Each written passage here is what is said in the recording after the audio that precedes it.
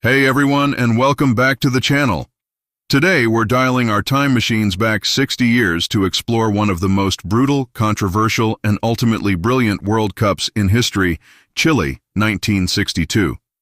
So grab a seat as we dive deep into the tournament that gave us legendary players, infamous brawls, and a fairy tale ending. The road to Chile was already dramatic. After devastating earthquakes rocked the country in 1960, the head of the Chilean Football Federation, Carlos Ditborn, famously declared, "Because we have nothing, we will do everything." And they did. Chile won the bid to host the 7th FIFA World Cup, setting the stage for an unforgettable tournament. 56 nations entered the qualification rounds, but only 16 would make it to the main event in Chile. This included the hosts, Chile, and the reigning champions, Brazil. Some big names were missing, though. Powerhouses like France and Sweden failed to qualify, opening the door for new contenders to make their mark. The 16 qualified teams were sorted into 4 groups of 4, ready to battle it out across 4 host cities: Arica, Rancagua, Viña del Mar, and the capital Santiago. Group 1 featured the Soviet Union, Yugoslavia, Uruguay, and Colombia. The legendary Soviet goalkeeper Lev Yashin was a star attraction. The group kicked off with the Soviets beating Yugoslavia 2-0. Uruguay, the first ever World Cup winners, managed a tight 2-1 victory over Colombia. The drama peaked in the match between the Soviet Union and Colombia. The Soviets were cruising with a 4-1 lead, but Colombia staged a miraculous comeback to draw 4-4, including a goal scored directly from a corner kick by Marcos Call, the only Olympic goal in World Cup history. Ultimately, the Soviet Union topped the group, with Yugoslavia finishing second, sending 2-time champions Uruguay home early. Now let's talk about Group 2. This group is infamous for hosting what is now known as the Battle of Santiago. It featured West Germany, the hosts Chile, Italy, and Switzerland. The tension was already sky-high before the Chile versus Italy match, thanks to inflammatory articles by Italian journalists describing Santiago in unflattering terms. What followed was less a football match and more a 90-minute brawl. The first foul came after 12 seconds, and the first red card after just 12 minutes. There was spitting, punching, and outright fighting. English referee Ken Aston, who later invented yellow and red cards, struggled to maintain control. Chile eventually won 2-0, but the match went down in history for all the wrong reasons. Despite the chaos, West Germany finished first in the group, and the host nation, Chile, bravely secured the second spot, knocking out Italy. Group 3 brought together the reigning champions Brazil, along with Czechoslovakia, Mexico, and Spain. Brazil, still glowing from their 1958 victory, started strong with a 2-0 win against Mexico. A young Pelé scored a magnificent solo goal in that match. But disaster struck in their second game against Czechoslovakia. Pelé tore a thigh muscle, an injury that tragically ruled him out for the rest of the tournament. Without their star player, many thought Brazil's dream was over. But another hero was about to emerge, a player named Garrincha, the little bird, with his mesmerizing dribbling, stepped up to lead the team. Brazil topped the group, and Czechoslovakia joined them in the knockout stages, sending Spain and Mexico packing. Finally, Group 4 included Hungary, England, Argentina, and Bulgaria. This group was defined by tight defensive football. Hungary, led by the talented Florian Albert, looked impressive, beating England 2-1 and thrashing Bulgaria 6-1. England, managed by Walter Winterbottom, managed to scrape through to the next round with a win against Argentina and a draw with Bulgaria. The key match was England's 3-1 victory over Argentina, which secured their spot as group runners-up behind the dominant Hungarians. And so, we reached the quarterfinals. The stage was set for some epic clashes. Host nation Chile faced the powerful Soviet Union in Arica.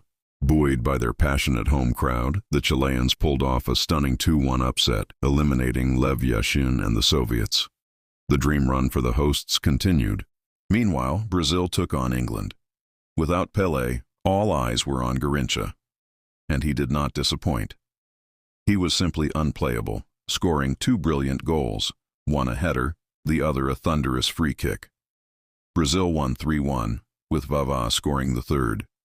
England's Jerry Hitchens scored their only goal, but it wasn't enough to stop the Brazilian magic.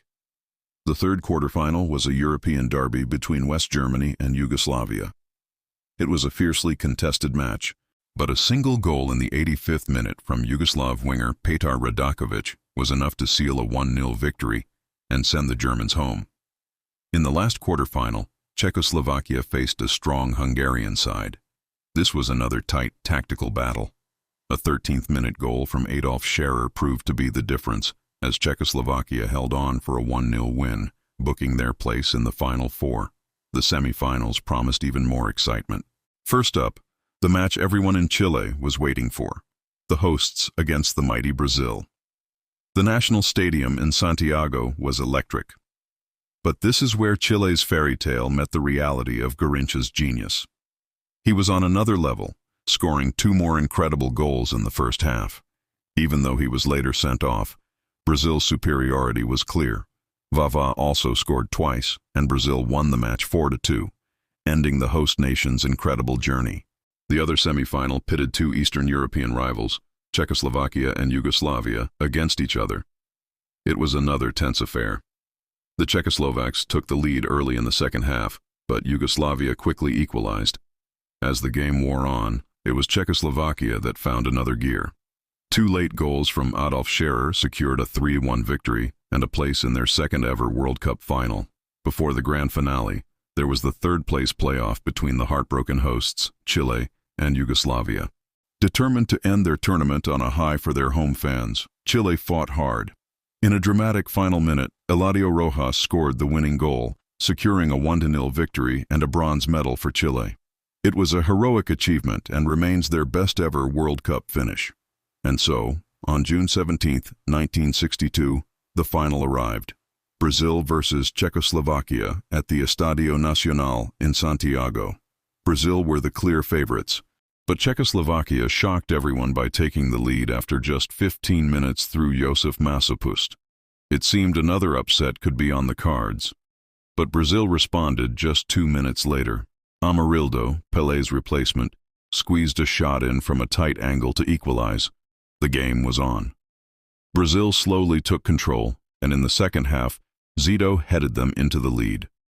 Then, with about 12 minutes to go, a cross from Garrincha was fumbled by the Czechoslovakian goalkeeper, allowing Vava to tap in Brazil's third goal. The final score was 3-1. Brazil had done it. They had defended their crown and won their second consecutive World Cup, a feat only achieved by Italy before them. They did it without their superstar Pelé for most of the tournament, proving the depth of their talent. Garrincha was the undisputed hero, winning both the Golden Ball for Best Player and the Golden Boot as joint top scorer. The 1962 World Cup will forever be remembered for the Battle of Santiago, but also for the incredible spirit of the Chilean people, the emergence of the magical Garrincha, and the confirmation of Brazil as the undisputed kings of world football. Thanks so much for joining me on this journey back in time. I hope you enjoyed this look at the 1962 World Cup. If you did, please hit that like button, subscribe for more football history, and let me know in the comments which World Cup you want to see me cover next. See you in the next video.